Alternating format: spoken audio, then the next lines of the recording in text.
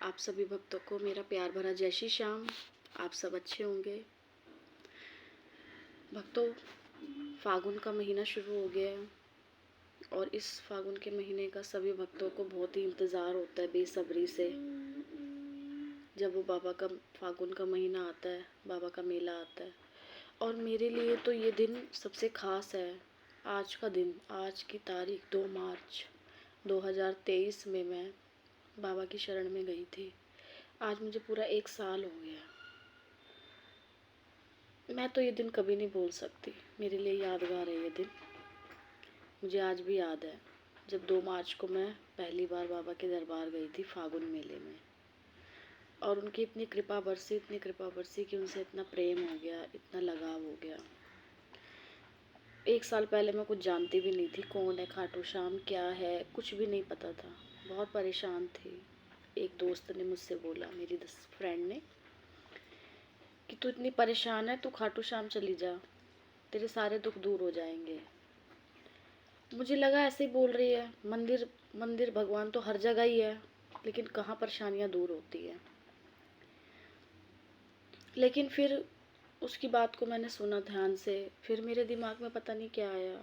मैं इंटरनेट का ज़माना है, मैंने इंटरनेट पे सर्च किया खाटू श्याम मंदिर राजस्थान। फिर मैं धीरे धीरे उनके भजन सुनने लगी।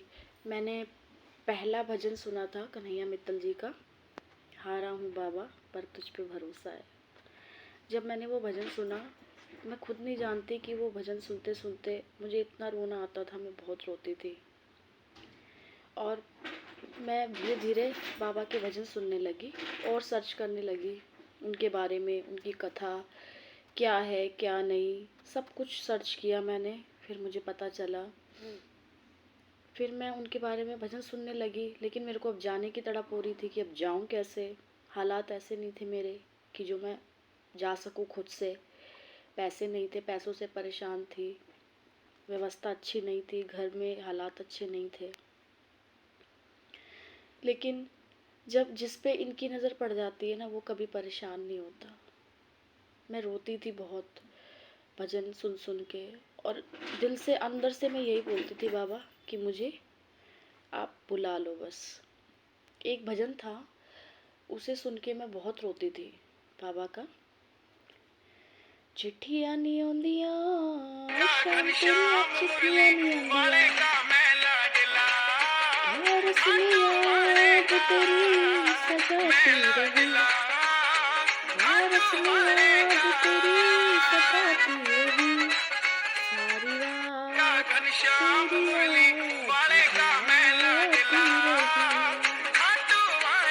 यार से आई वजह खाते मेरा दिल वीरान है, शाम का प्रेमी क्यों रो रहा है, देख के सब हैरान है, रोते हुए दिल को मनाती रही, सारी रात तेरी याद मुझे आती रही, चिट्ठियां नहीं आउंदियां शाम तेरी चिट्ठियां नहीं आउंदियां।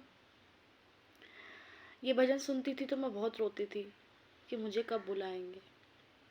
लेकिन उनकी इतनी कृपा हुई कि एक जानने वाले थे, उनका फ़ोन आया, खाटू चलना है। ऐसे लग रहा था, मैंने जब सुना ऐसा लग रहा था जैसे मानो बाबा कह रहे हैं कि अब आ जा तू। 2 सीटें खाली थी उनके पास, गाड़ी से जा रहे थे। मैं अपने बेटे को लेके और बाबा की नगरी पहुंच गई। जब बाबा के पास गई, पहली बार दरबार में गई, उनके सामने जाके खड़ी हुई, तो मेरे मुंह से कुछ नहीं निकला, बस इन आंसुओं के सिवा। दर्शन करके आ गई, घर आ गई। मैंने सोचा ठीक है, दर्शन हो गए, रोई मैं, घर आ गई। लेकिन मुझे क्या पता था कि अब आगे मेरी ज़िंदगी कैसे बदलेगी। घर तो आ गई, लेकिन आत्मा वहीं छोड़ आई अपनी। इतना तड़पती थी मैं, रोने लग गई, मन ही ना लगे किसी चीज़ में, दिन रात रोऊं। बाबा की एक तस्वीर लाई थी वहाँ से, जब पहली बार गई थी। बहुत याद आती थी, रोती थी। उस तस्वीर को पकड़ के सीने से लगा के रोती थी, अपने साथ लेकर सोती थी। इतनी दीवानी मैं बाबा की हो गई। धीरे धीरे धीरे धीरे प्रेम बहुत बढ़ता ही गया उनके प्रति। और ये बात हकीकत है भक्तों, जो इनसे सच्चा प्रेम करता है ना, वो परेशान भी बहुत होता है। ये परीक्षा लेते हैं हर किसी भक्त की। इसीलिए कभी भी है ना आपके जीवन में कोई परेशानी आए ना, तो कभी घबराना मत, क्योंकि ये परीक्षा लेते हैं लेकिन हारने भी नहीं देते हैं। बड़ी से बड़ी कठिनाई खड़ी कर देंगे आपके आगे। आपको लगेगा कि हो क्या रहा है, मैं इतनी पूजा पाठ कर रही हूँ, सब कुछ कर रही हूँ, लेकिन फिर भी मैं इतनी परेशान हूँ, क्योंकि ये परीक्षा लेते हैं। तो उससे घबराना मत, क्योंकि ये आपको हारने भी नहीं देंगे। ये हमेशा आपके साथ रहेंगे, खड़े रहेंगे, कठिनाइयाँ भी खड़ी करेंगे और हारने भी नहीं देंगे। दोनों तरह से ये साथ निभाते हैं। और इन्होंने हमेशा हर कदम पे, मैं मैं बहुत ही ज़्यादा डरती थी, किसी से अपने मन की स्पष्ट बात भी बोलने में मैं डरती थी, लेकिन इन्होंने मेरा इतना आत्मबल बढ़ाया है ना, मेरी लाइफ बदल गई है। घर वाले भी बोलते थे पागल हो गई है ये तो, मेरे खुद के पति भी मुझसे बोलते थे कि पागल हो गई है ये, क्या मिल रहा है तुझे, तुझे क्या धन दौलत मिल गई, करोड़ों की दौलत मिल गई तुझे, जो बाबा के पीछे पागल हो रखी है। लेकिन ये सिर्फ मैं जानती हूँ कि मुझे उनके दरबार से क्या मिला है, और एक जो सच्चा प्रेमी होगा ना, ये वही समझ सकता है। तेरे दर पे आके मुझे क्या मिला है, ये मैं जानता हूँ या तू जानता है। तो भक्तों, कभी भी आप घबराना मत। परेशानियाँ जीवन में आती रहती हैं, लेकिन उससे लड़ने की हिम्मत यही देते हैं। मेरा जीवन आज 1 साल हो गया है बाबा से जुड़े हुए। मेरा जीवन बदल गया है, बहुत बदल गया है। मैं आत्मनिर्भर हो गई हूँ, किसी से डरती नहीं हूँ, और बड़ी से बड़ी परेशानी आती है ना, तो उसका भी मैं सामना कर लेती हूँ। बहुत हिम्मत देते हैं मुझे, बहुत। हर कदम पे मेरे साथ चलते हैं, मेरे साथ पग पग चलते हैं। मैंने हर हर एक चीज़ महसूस करी है इनकी, चाहे मैं कितनी भी परेशानी में क्यों ना हूँ, लेकिन फिर कहीं से एक हाथ आता है मेरे सर पे, और ऐसा लगता है, वो कहता है तू चिंता मत कर, मैं हूँ। मेरी आपसे यही यही बात कहना चाहूँगी कि भक्ति करना तो सच्चे मन से करना। परेशानियाँ तो जीवन में आती रहती हैं, इसी का नाम ज़िंदगी है, लेकिन परमात्मा है ना, जो अच्छे लोग होते हैं उनका साथ कभी नहीं छोड़ते।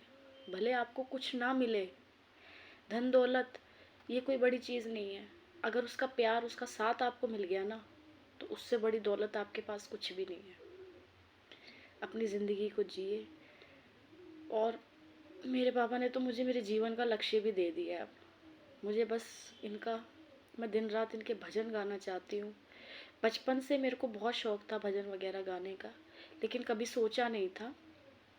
लेकिन मेरे बाबा जब भी मुझे मौका देते हैं, मैं बाबा का कीर्तन होता है हमारे यहाँ मंदिर में महीने की 2 तारीख को, वहाँ पे भी मुझे भजन की सेवा मिलती है इनकी कृपा से। जब इनकी कृपा होती है तो मेरी हाज़िरी वहाँ लगती है, और मेरे जीवन का ये लक्ष्य बन गया है। और भजन मेरे बाबा मुझसे लिखवाते हैं और मैं खुद लिखती हूँ। सब कुछ करवाने वाले मेरे श्याम हैं। बस आपसे यही अपने जीवन का एक अनुभव मैं आपके साथ शेयर करना चाहती थी। आप सभी भक्तों को मेरा प्यार भरा जय श्री श्याम। खुश रहिए और बाबा से सच्चे मन से प्रेम करते रहिए। जय श्री श्याम।